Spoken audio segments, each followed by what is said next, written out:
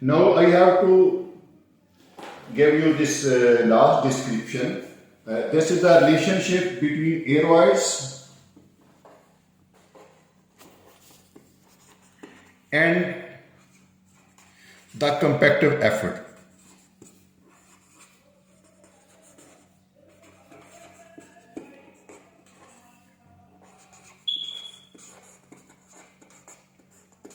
Just for your understanding, compactive effort, as I have already told you,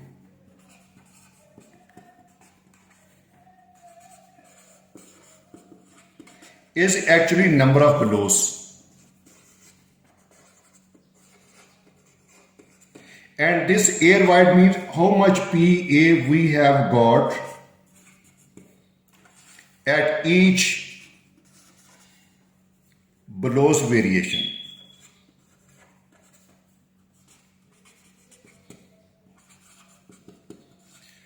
For refusal density determination.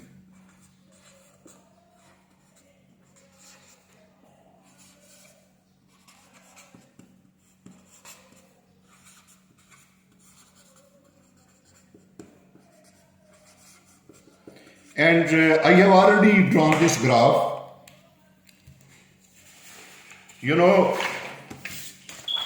See over here first.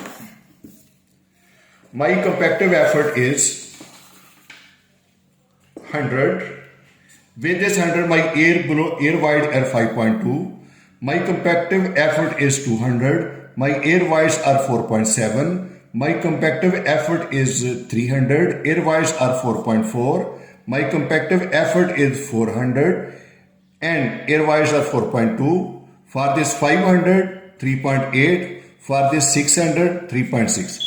And now, I will come to this graph. Here, 100, 200, 300, 400, 500, 600. These are the number of blows, or the compactive effort. And on this side, it is the air void.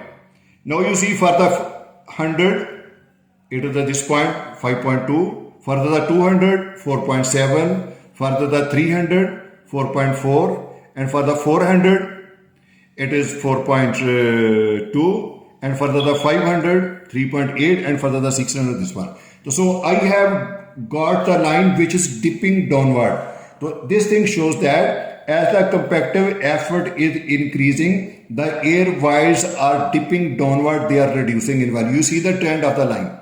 You see this line is getting downward. So this line shows that as the compactive effort is increasing, the air void are reducing, which can be seen from the graph. But my threshold level is 3%. You see this one, 3%.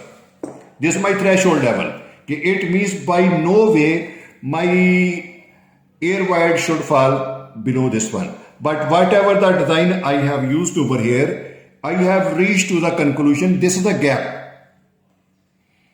between 3 and 3.6. It means that when I have drawn this graph shows the future provision. Actually, this graph shows the future provision. When the road is being used during its service life, it will possess the air void greater than 3%. Because this blue line which I have drawn, I can write down it.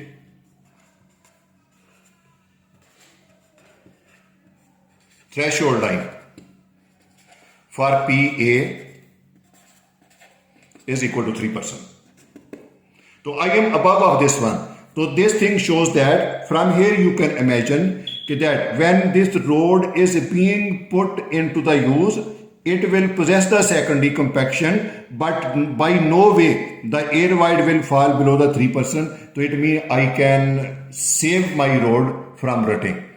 And I can save my road from the bleeding, because there is a provision. Okay, if the asphalt is going to expand, it's not going to come to the surface. So that is why this relationship was very, very much important between the air voids and the blows, which I have shown you over here. And very less people are familiar about this one. And I hope you may have understand it very well. And please, if you have any comment, please let me know, and I will try my best to explain it in more good way, and I will try my best to answer your comments. Thank you very much for seeing me.